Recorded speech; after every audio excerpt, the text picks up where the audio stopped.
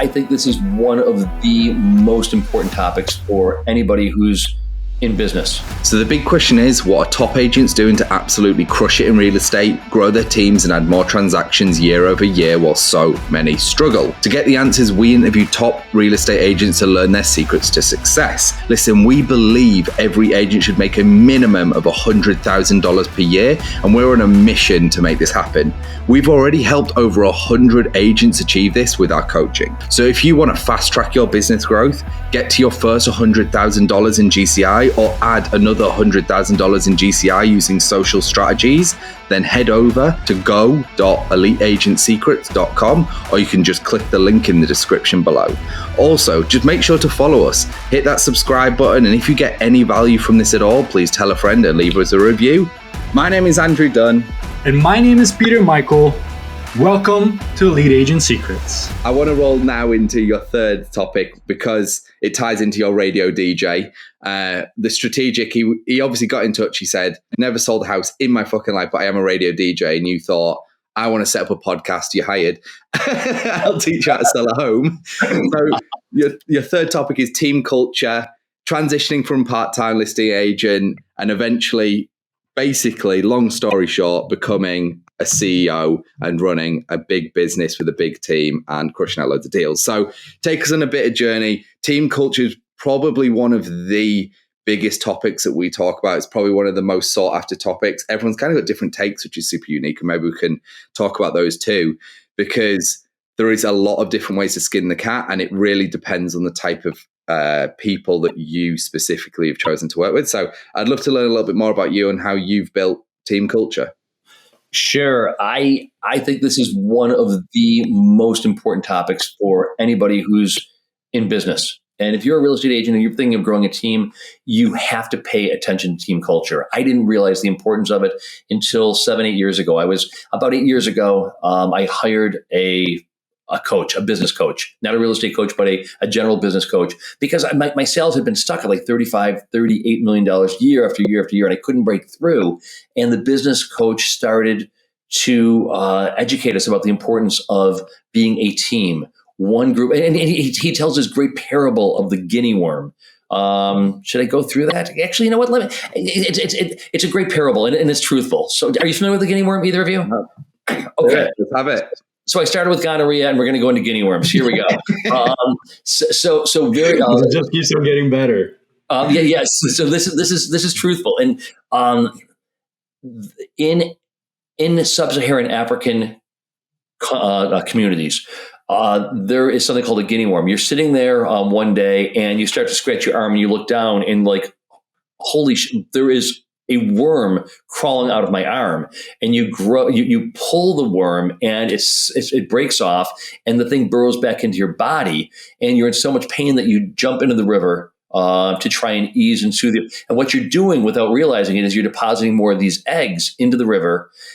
The other members of your community go and they start to drink the water from the river, and they are then infecting themselves with the guinea worm. So what you need to do is the entire community, once somebody has been identified as having a guinea worm, this person is placed in their hut. There is 1 or 2 people who are going to be outside of the hut every hour of the day, 24 hours a day. And there's going to be somebody, and then people are going to bring food to this person and clean water to this person. And somebody's going to be there to wipe their forehead and just make sure that the community comes together to support this person. And as a result of this individual attention that they're paying to one member of the community as a whole does better and prospers. And so that's the parable that the coach, and the minute that he taught us that, we just started to take off, because this is a team. It's funny. I started watching like one of those just god awful, they're just atrocious, these reality television shows that have to do. Oh, Selling Sunset, is that the name of it? It's just. Have you seen this? Yeah, my wife's guilty pleasure. Oh.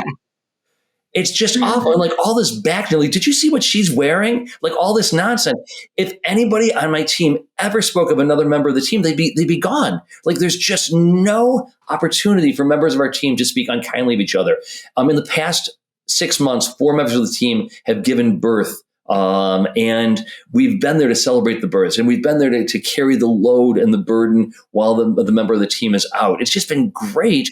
My operations manager has been with me for 12 years. Two of the agents have been with me for 11 years. I've got my property manager has been with me for 9 years. We know this business. You guys know the business. People come and go, and they leave teams after 2 or 3 years. This is longevity, and we've got each other's back, and this is family, and we take it very, very seriously. We spend a lot of money on social events. Right now, the big issue is how do we allow the women in particular on the team to continue to work remotely so that they can take their kid to the pediatrician or go to the school play in the middle of the day. And we're committed to that, and they come in twice a week. And they work from home 3 times a week. And if they're working from 9 until 5, that's fantastic. But if they're working from 9 until 1 and then from 6 until 8, that's great also. They're getting the work done, and it's because we respect them. And and likewise, once you're on the team for more than 5 years, you have unlimited number of days off every year. I don't care how many days off you take. Just don't do so at a point in time in the year when it is that's going to be a burden toward our clients or toward other members of the team. All of our books are open. Everybody knows my net worth. They know they have access to my social security number. They have access to all the bank account numbers, everything. It's a complete and open book. Holy shit. Yeah. Jesus Christ. Okay, so I want to pause you there for a second, because Andrew and I, we actually went back and forth on this because we had other businesses in the past, and in the past, we were open book, and it ended up biting us in the ass, and sometimes it ended up actually being like A-okay. So no wonder you keep your people for 11 or 13 years, obviously, because obviously you treat them very well. There's some of the things that you have said, Mark. But I want to touch on that level of transparency.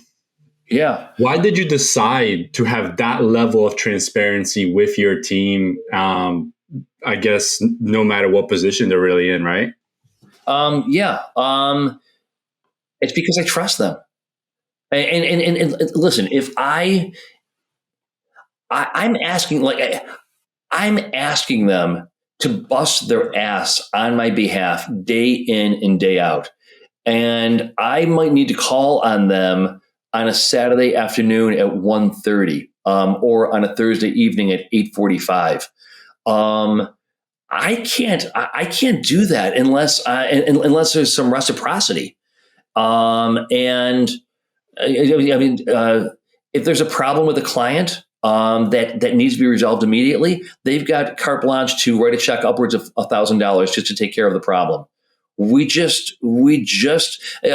again, this isn't, I'd love to pound my chest and say, this is all of my thinking and all of my doing. But the reality is, I read a lot. And, as I'm transitioning from being a part-time agent to a /part-time CEO into the role of a full-time CEO, which is the transition and then going through right now, I've always read and Reed Hastings, who founded Netflix, has a really, really amazing culture. And a lot of this stuff I'm just stealing directly from Reed Hastings and his playbook. And it's worked for them. And you know what? It's working for us.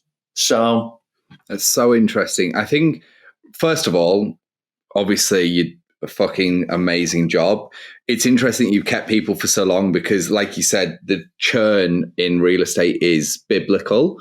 And it has to do with a lot of things. And one of them is, training on board, but I don't want to go into that too much. But one of the other ones is actually discrepancy between pay, for sure.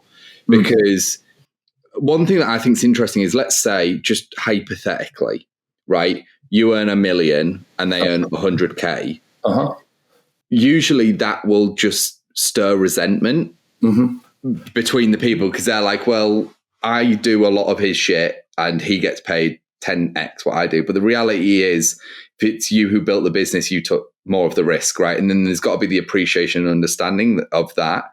So I think that's why when Peter said we've tried this, so we tried more of a, I guess, let's call it an open book policy.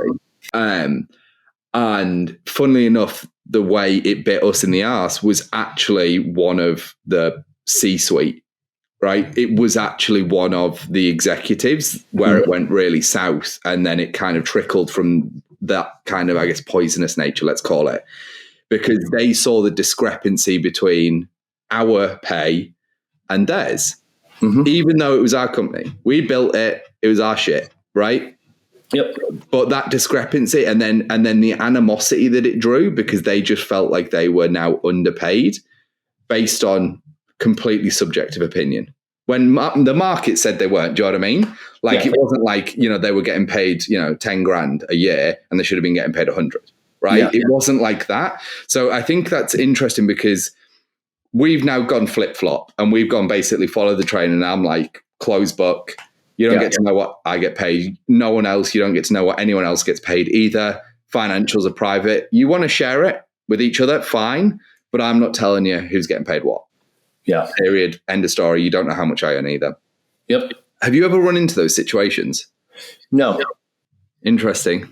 No, I haven't, but I think part of it, and I'm getting a little bit of echo here, so I apologize. But I think part of it has to do with the fact that the members of the team, they are, and I don't want in any way to, they are administrative assistants. Okay. Now I got to be really, really careful, because my team, they're not simply administrative assistants. Like, they are these are great professionals who know their craft, and they are dedicated to me and to our clients. But nevertheless, at the end of the day, if they were to leave my employment, they would be going off and they would be getting a job somewhere else as an administrative assistant, making a hell of a lot, probably $20,000 less working for somebody else than they are for me. So first of all, they are compensated far better than they would if they were going anywhere else. But two, I think they see that I work 80 hours a week. I don't have a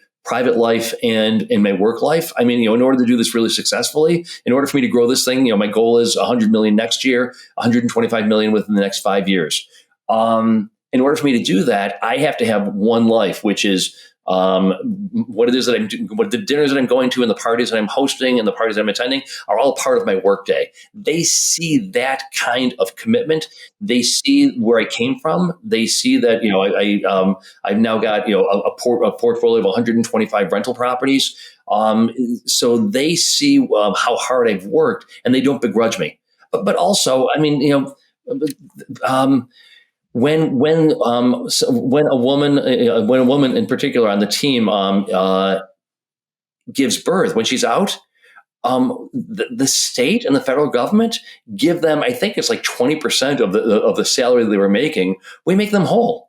We give them, we pay them during those 3 months. We pay them the remaining 80%. These aren't people who work for me. These are my very close and very dear friends and their family. And so I think that's probably the difference. Yeah, I think so too. I think the level and the depth of the relationship is why there's that level of comfort. Yeah, because it was earned over a long period of time. They also put in the work. Yeah, ours was in we had it open book almost from day one as a newer team / business. And, so it was within 18 months of the company's launch, you know what I mean? So it was very early doors. Yeah. I think it's apples and oranges in a lot of ways. But I just want to touch on one final thing here. If for our listeners who are either thinking of growing a team or have got a team, could you give either your top one, or if you've got a top couple of culture building or team building, actionable tips, things that you've implemented that anyone else could implement, irrespective of team structure, that you feel has made a big difference to having such a strong, unified organization? It's, from my perspective, it's nothing. My apology, but it comes down to give a shit. That's really what it is. Just give a shit. And if you're not going to care about it's the same. It doesn't matter whether it's your family. It doesn't matter whether it's your friends. It doesn't matter if it's your customers or the people who work for you. If you are not truly concerned about their well-being, you're only going to reap what it is that you sow. And so I just be passionate on their behalf. If somebody's sick, We've had members of the team who have had COVID, or call them. They've given birth, or there's a death. Make sure that you're there in a meaningful way. Don't sending the flowers. That's just the beginning. That's just the start of it. But you need to be there. And then continue to nurture the relationship, but hold people accountable. Don't allow people to, as I said earlier, there's no backbiting, there's no backstabbing, there's no catty conversation. We get together once a month for something that is social, whether it's a euchre tournament. Do you guys know what euchre is? It's an upstate New York card game. So it's like from Rochester to Buffalo, south to Erie, Pennsylvania, and into northeast Ohio. It's this card game that we all love. So so we get together for that. We're going to be doing a Cinco de Mayo party. That's every year we do that. Just so it's no more complicated than that. Giving a shit and make that bond. Amazing. Mark, it's been an absolute pleasure. Now, what I want to do is I want to give you the floor. So if people are wanting to give you referrals, whether you're looking to bring on more team members, whether you've got something else going on, tell the people how they can reach out to you, whether it's phone, email, website, social media, let the people know where you're at. I will do that in just 1 second, but if you'll allow me the privilege of just going back one moment. People hear me speak about where it is that I am as an agent right now. And all these mailing to 65,000 people. I always try and remind people that when I first started 32 years ago, I had nothing. I had nothing to my name. And so I couldn't afford a caterer. So what I would do was I would actually spend the day making the hors d'oeuvres. I started out by mailing to 350 people. I couldn't take clients out to dinner to say thank you, so I would make them dinner at the house. You can take this from a very, very, very small scale and then just continually reinvest in your business. And then you grow the database from 350 people to 500 people, and then from 500 to 1,000, and then you grow from the point where you're grilling hot dogs and hamburgers, literally, to the point where you're dropping $10,000 for 100 people on a very swanky cocktail party, in the region's nicest country club. So I got to be very careful because I want people to know that they can do this. That you can start small and keep focused, because it's not going to happen overnight. But over the period of 20, 25, 30 years, you suddenly find yourself in your mid 50s on the press. And I'll conclude by saying, and then I'll give you my contact information. I'll conclude by saying, again, where it is that I've come from and the life that I lead right now, it's just unbelievable. And I'm going to have a very, very, very comfortable retirement. And the American dream really, as corny as it is, the American dream really is alive and well. It's more difficult, don't get me wrong, but it's still, it's alive and well. So if somebody wants to reach me, I'll start with my phone number. It's 585-330-8750, 585-330-8750. Let me see. Facebook, it's my name is Mark Seawig. It's SIWIEC.